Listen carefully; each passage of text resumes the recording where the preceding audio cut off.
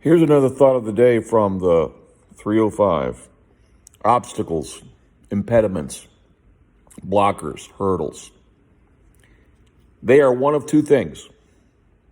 One of two things is going to happen when you come across an obstacle, a hurdle, a blocker, an impediment to your progress, to you reaching your goal. One of two things is going to happen. It's going to stop you dead in your tracks.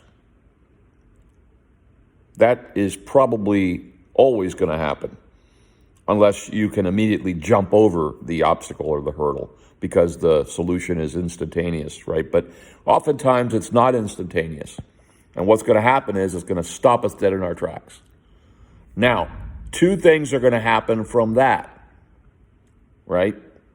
You're either going to give up. It's going to be overwhelming. You're going to say, I can't do it.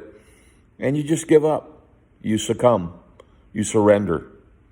And you forget about it. Put it aside and it's done. It's something you tried. It didn't work out because you met an obstacle. You ran into an impediment, some kind of blocker, and it was just too much. It was overwhelming. The second thing that can happen is that you overcome it. You figure out how to overcome it. You get creative. You get more motivated by the obstacle and you say, I'm not giving up. I'm going to resolve this. I'm going to figure out how to get around this or over it or under it or through it, whatever the solution is. And sometimes you're going to seek help, right? Because there's no shame in seeking help to try and overcome our obstacles.